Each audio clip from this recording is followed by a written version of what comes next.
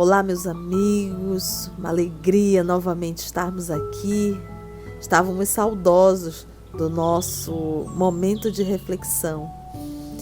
Hoje nós separamos o capítulo 1 de o livro O Céu e o Inferno, intitulado A Passagem.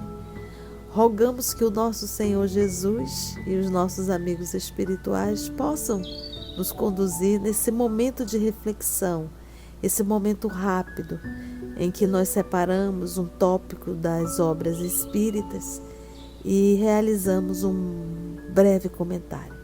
Vamos para a leitura rápida do item 1 e do item 2. A passagem, falando verdadeiramente do processo da desencarnação. Porque tinha até um dito popular que dizia assim: nunca ninguém voltou para contar como é. Em verdade muitos já voltaram para contar como é, mas infelizmente nem todos já encontraram essa fala na nossa doutrina espírita, que é a doutrina que é a terceira revelação e que vem nos mostrando as pedras falando, né? Então vamos lá. Allan Kardec anotou assim: a confiança na vida futura não exclui os temores quanto à passagem desta para outra vida. Olha que interessante. A confiança na vida futura não exclui os temores quanto à passagem desta para outra vida. Então, todos nós ouvimos aí o comentário do nosso querido Francisco Cândido Xavier, quando ele, então, naquele avião, né, que ele gritava: valei-me, meu Deus, valei-me. E muitos irmãos nossos diziam assim: mas olha que interessante, ele não é espírita, por que ele está com medo? Então, olha o que o nosso querido Kardec diz: a confiança na vida futura, a certeza da vida futura, ela não exclui os temores quanto à passagem desta para outra vida, né? Então, por quê? Porque ele diz assim, olha, muitas pessoas não temem a morte em si mesma, mas o momento da transição. E o que diz o Livro dos Espíritos? Que esse processo da transição, existe o período da perturbação, que pode ser de alguns segundos, como pode ser de algumas horas, alguns meses e até décadas. Então, é esse período de perturbação, esse período da transição, que dá um certo medo. E Kardec diz até mesmo que isso faz parte, né? Então, muitas pessoas não temem a morte em si mesma, mas o momento da transição. Sofre-se ou não nessa passagem? É por isso que se inquietam, e com razão, visto que ninguém foge à lei fatal dessa transição. Podemos dispensar-nos de uma viagem neste mundo, menos essa.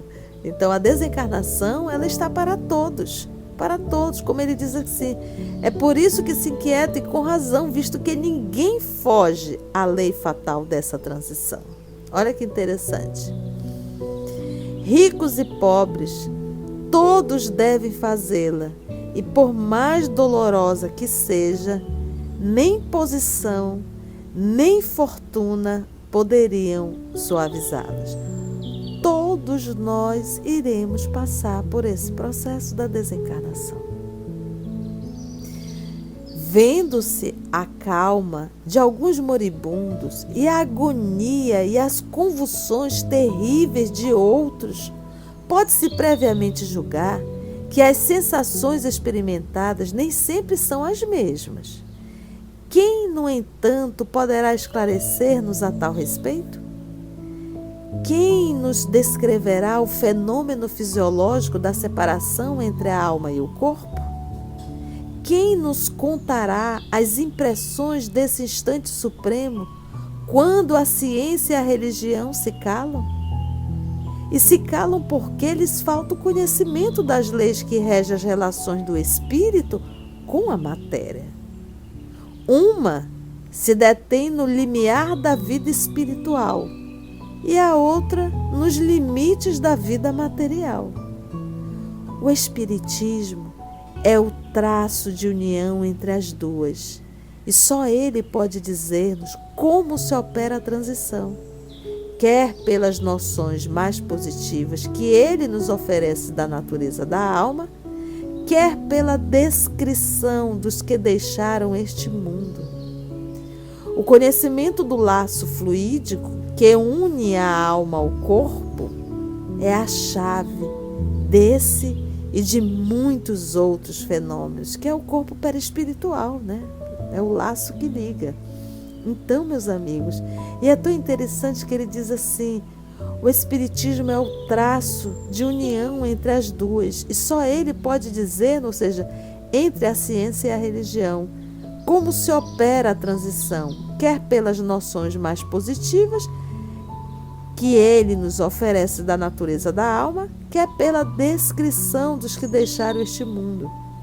Então, essa própria obra, O Céu e o Inferno, nós teremos comunicações, psicografias de espíritos felizes, espíritos medianos e espíritos sofredores. O que eu estou falando? Espíritos felizes, aqueles que durante a vida física souberam honrar com o trabalho cristão, com o trabalho do amor, com o trabalho do bem, e quão bom foi a sua chegada ao mundo espiritual. Nós temos os medianos, né? Aqueles que estão ainda no processo de luta íntima, mas que já estão em luta. E os sofredores, aqueles que desrespeitaram totalmente as leis do amor. Então, no livro Céu e Inferno, nós temos várias comunicações mostrando a cada um de nós esse processo do desenlace, esse processo, como bem diz aqui o nosso querido Allan Kardec, da passagem. E nós temos também o nosso querido André Luiz, que retrata o próprio caso, a própria situação no livro Nosso Lar, e depois a continuidade, falando de outras situações. Então, meus amigos, já voltaram sim para contar como é. E nós, espíritas que estudamos a vida após a morte, ouvimos em reuniões mediúnicas aqueles que já foram falar. Nós devemos e temos muitos objetivos, de certa forma, muitos motivos para nos esforçarmos para ser um humano melhor. Um grande abraço da tia e até o nosso próximo encontro desse pequeno minuto de reflexão. Que Deus nos abençoe e que os amigos espirituais possam sempre nos ajudar e nos inspirar nessa vida terrena.